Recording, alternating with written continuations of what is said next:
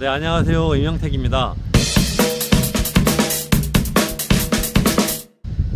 지금 제 뒤로 보이는 곳이 우리들의 수돗물을 만드는 신흥정수지, 그리고 그 아래 바로 수돗물을 직접 공급하고 생산하는 신흥정수장이 있는 곳입니다. 이곳은 어양동에 있는 중앙체육공원 바로 건너편에 있는 곳인데요. 많은 분들이 이곳을 그냥 저수지가 있는 공원 정도로 알고 계시는 분들이 많으신 것 같아요. 그런데 사실 이곳은 상수원 보호구역입니다. 예전에는 이곳에 쉽게 들어오지 못하는 곳인데, 익산시가 최근에 몇 년 동안 계속 이곳을 수변 공간에 좀 시민들의 어떤 산책하고 즐길 수 있는 공원으로 만들겠다고 하고 계속 개발하고 있는데요. 상수원 보호구역을 침해하지 않는 범위 내에서 개발을 하고 있습니다.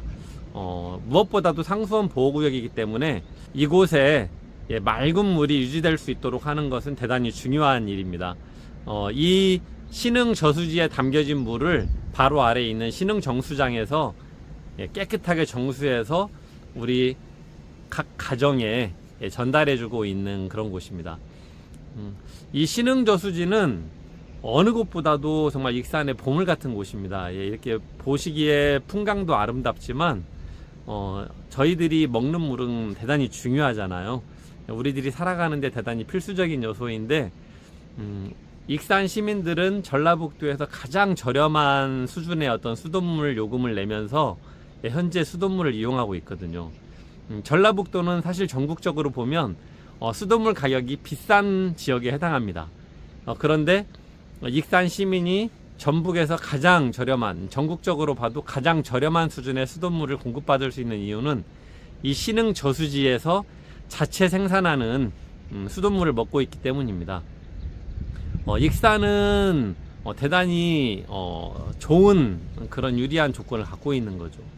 이한수 시장 시절까지는 정말 보물 같은 자원이다, 보물 같은 곳이다 라고 하면서 익산의 유치원, 어린이집 아이들, 초등학교 아이들이 항상 정기적으로 와서 이 시설을 견학하고 바로 아래에 있는 신흥정수장에서 수돗물 만들어지는 과정을 보고, 또 이곳이 어떻게 소중한 곳인지 환경교육을 하던 곳인데, 지금 2016년 정원율 시장으로 지금 이제 바뀐 후부터는 이곳이 대단히 뭔가 오염 위험이 있는 곳이라든가 그냥 시민들이 즐기는 공원 정도로만 인식되고 있는 것 같아서 좀 안타깝기도 하고 우려스럽기도 합니다.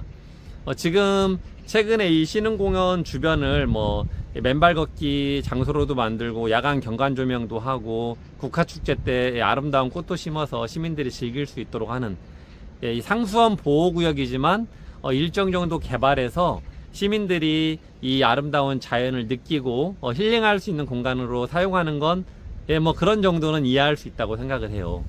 그런데 상수원 보호구역이라고 하는 그 본질을 너무나 벗어나서 너무 좀 개발에만 뭔가 몰두하다 보니까 이곳에 반려견들이 접근하기도 하고, 또 얼마 전에는 그 반려견이 이 상수원 보호구역 물에 빠져가지고 반려견을 구하려던 주인이 40대 여성분이 얼음물에 빠져가지고 실제 사망할 그런 위험이 처한 경우도 있었습니다. 상수원 보호구역이기 때문에 접근하는데 일정 정도 엄격하게 관리를 하고 맑은 물이 뭔가 잘 관리될 수 있도록 해야 되는데, 익산시가 계속 이것들을 뭔가 단순한 공원처럼 이렇게 개발 위주로 이곳을 관리하다 보니까 많은 분들이 상수원 보호구역인지도 모르고 이곳에 대해서 너무 쉽게 그냥 일반 호수공원처럼 생각하는 게 아닌가 하는 생각도 듭니다. 저는 이 곳을 잘 유지 관리해야 된다고 생각을 해요. 요즘 기후위기 시대로 인해서 물 자원에 대한, 그리고 환경에 대한 많은 사람들의 인식의 전환이 있잖아요. 그래서 이 수돗물을 안정적으로 공급할 수 있는 조건을 갖고 있는 건 이 자치단체, 그 도시의 대단한 경쟁력이에요. 현재 우리 익산은 지난해 용담댐의 물을 가지고 완주 고산으로 끌어와서 완주 고산 정수장에서 수자원공사가 만드는 물을 저희들이 수돗물로 60% 정도 공급받고 있고요. 그리고 가까운 완주에 있는 대하저수지, 동상저수지, 경천저수지 이쪽에 있는 물을 저희들이 익산으로 끌어와서 익산의 여기 지금 제 뒤에 보이는 신흥정수장에서 만드는 수돗물로 40% 정도 공급되고 있습니다. 전북의 다른 도시들 중에서는 용담댐에서 수자원공사가 만들어서 공급하는 물만 먹는 도시가 있어요. 예를 들어서 진안이 한 2년 전에 그 용담댐에서 끌어와서 만드는 그 수자원공사의 물을 공급받고 있는데 그곳에 이상이 생겨서 며칠 동안 단수가 됐던 적이 있거든요. 요즘 기후위기로 인해서 어떤 사고가 생길지도 모릅니다. 용담댐 그리고 고산정수장에도 문제가 발생하지 말란 법이 없는 거죠. 그런 측면에서 보면 우리 익산은 만약에 용담댐에서 이상이 생기면 저희 자체 정수장이 있기 때문에 수돗물을 계속 잘 공급할 수 있는 거고, 또 우리 자체 정수장에 혹여 어떤 이상이 있어도 또 용담댐의 물을 통해서 공급할 수도 있고, 이런 이유로 인해서 지난 71년 동안 우리 익산시는 다른 도시들이 가뭄이나 이런 것으로 단수가 되고 물이 공급되지 못할 때 익산은 71년 동안 단 한 번도 단수되지 않고 수돗물을 안정적으로 공급했던 도시입니다. 그처럼 앞으로 기후위기, 기후변화 시대에는 이렇게 두 개의 루트를 갖고 있다고 하는 건 대단히 큰 경쟁력이죠. 다른 도시들이 갖고 있지 못한 어마어마한 경쟁력입니다. 그런데 최근에 익산시에서 이제 이 신흥정수장, 이 신흥저수지의 물로 신흥정수장에서 만들던 수돗물을 공급하지 않겠다고 하는 계획을 갖고 있는 것 같습니다. 그래서 그 계획을 갖고 앞으로 이 물을 가지고는 공업용수만 만들겠다.